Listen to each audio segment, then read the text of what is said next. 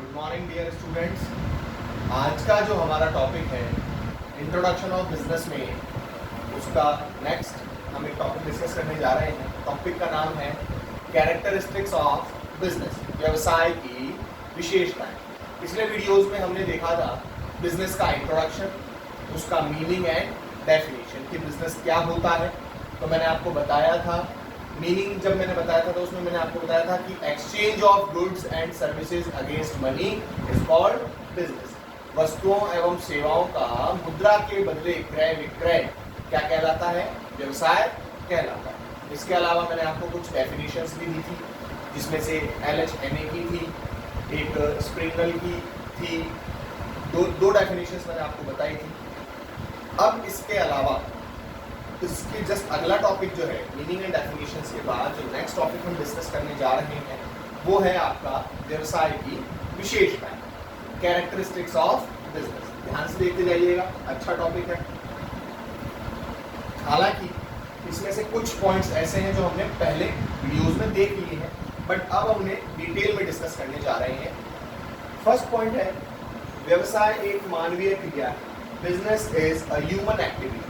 सही बात है, मैंने आपको पहले भी बताया था कि बिजनेस जो है वो क्या है, एक ह्यूमन एक्टिविटी है, एक मानवीय क्रिया है। क्यों? क्योंकि व्यवसाय जो है उसको चलाने के लिए जिस सोच समझने की शक्ति, थिंकिंग पावर, प्लानिंग कैपेसिटी जो चाहिए, स्ट्रेटेजी मेकिंग पावर जो चाहिए, वो किसके पास है? सिर्फ इंसान के पास है। और व्यवसाय का अच्छा बुरा संचालन, उसका ऑपरेशन जो है वो कौन कर सकता है? सिर्फ ह्यूमन बीइंग ही कर सकता है। इसके अलावा नीड्स जो होती हैं वो सिर्फ ह्यूमंस की ही होती हैं।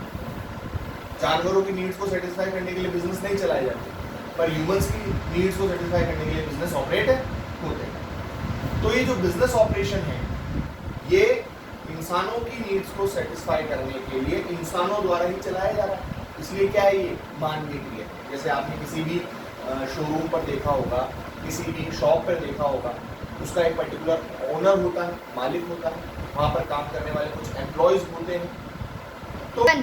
तो इस पॉइंट में हम यही देख रहे हैं कि व्यवसाय जो है मानवीय क्रिया है। क्यों है?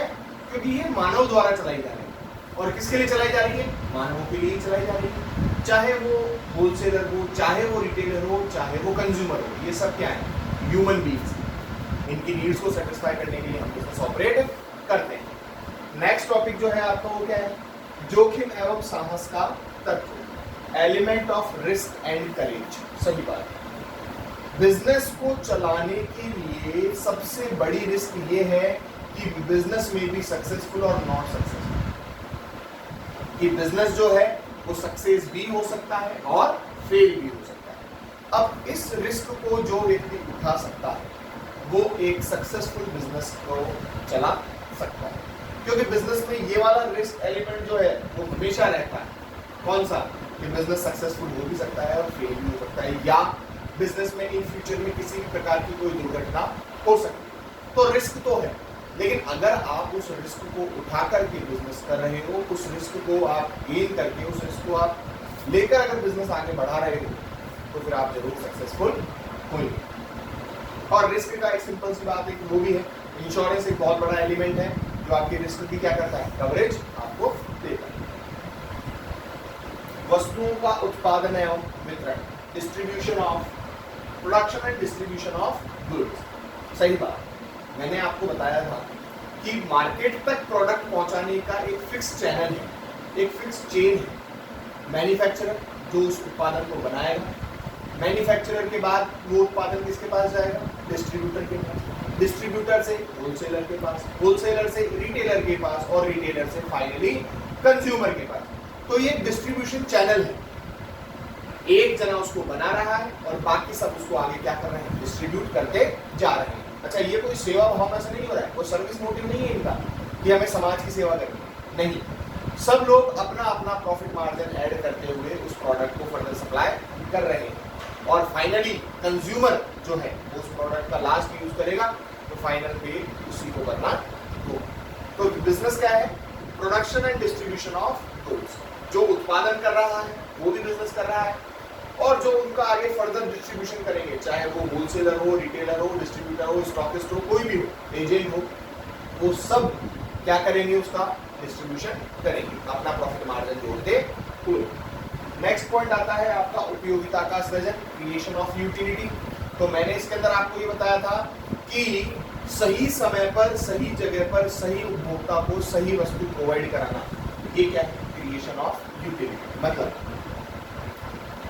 जैसे मान लीजिए कोई प्रोडक्ट है और उसकी डिमांड तो वर्ल्ड वाइड है, मतलब हम हमारे देश की बात करते हैं, चलिए वर्ल्ड वाइड लेवल में नहीं जाता है, पर नेशनल लेवल में बात करते हैं। कोई प्रोडक्ट ऐसा है जिसको नेशनल लेवल पर खूब पसंद किया जाता है, बट सही जगह पर वो अवेलेबल नहीं हो पाता, या जैसे मान लीजिए हम जिस लोकल एरिया में रह रहे हैं वहां पर वो प्रोडक्ट अवेलेबल नहीं है, हमको वो प्रोडक्ट लेने के लिए हमारे घर से 20 किलोमीटर दूर जाना पड़ेगा, तो फिर उस प्रोडक्ट की डिमांड क्या हो जाएगी? कम हो जाएगी। क्यों? क्योंकि ग्राहकों तक इजी पहुंच होना बहुत जरूरी है, कस्टमर के नियर बाय होना बहुत जरूरी है। तो क्रिएशन ऑफ यूटिलिटी आपको क्या सिखाता है कि ग्राहक कहीं पर भी हो, उसको वो प्रोडक्ट उसके नियर बाय स्थान पर, सही जगह पर, सही समय पर, यानी कि जब उसको जरूरत हो वो प्रोडक्ट उसको मिल जाना चाहिए और उसकी आवश्यकता के अनुसार। ये सिखाती है आपको क्रिएशन ऑफ यूटिलिटी। अगला पॉइंट आता है आपका समाज की आवश्यकताओं की पूर्ति। ये पॉइंट और ये पॉइंट एक दूसरे से जुड़ते हुए। क्यों? क्योंकि व्यवसाय किसके लिए चलाया जाता है? समाज के लिए। आप बिजनेस कहाँ चलाओगे? समाज में। पैसा कहाँ से अर्न करोगे? समाज से। तो आपके बिजनेस का मेन ऑब्जेक्ट क्या है? समाज की आवश्यकताओं की संतुष्टि, यानी कि मैक्सिमम सेटिस्फेक्शन, आप चाहे कंज्यूमर्स का वो कह सकते हैं या फुलफिलमेंट ऑफ सोशल नीड्स कह सकते हैं, कि सोसाइटी जो आपसे एक्सपेक्ट कर रही है, जो नीड्स उनकी हैं, उनको आप जितना ज़्यादा से ज़्यादा सेटिस्फाई करते चलोगे, आपका बिजनेस उतना ही सक्सेसफुल रन होगा। नेक्स्ट पॉइंट है आपका एग्जिस्टेंस ऑफ कैपिटल। सही बात है, कोई भी व्यवसाय चलाने के लिए जो सबसे मेन एलिमेंट है रिसोर्सेज, मैंने आपको जब बताए थे तो 5 एम्स 6 एम्स बताए थे, उसमें एक एम थी मनी, यानी कि किसी भी बिजनेस को सक्सेसफुली ऑपरेट करने के लिए जो सबसे बड़ा एलिमेंट हमें चाहिए, सबसे बड़ा रिसोर्स चाहिए, वो क्या है? मनी। मनी, लिक्विडिटी जितनी ज़्यादा हमारे पास होगी, बिजनेस को हम उतना ही ज़्यादा सक्सेसफुल बना सकते हैं, क्योंकि रिसोर्सेज अलोकेशन के लिए हमें जो सबसे इंपॉर्टेंट चीज़ चाहिए वो है पैसा।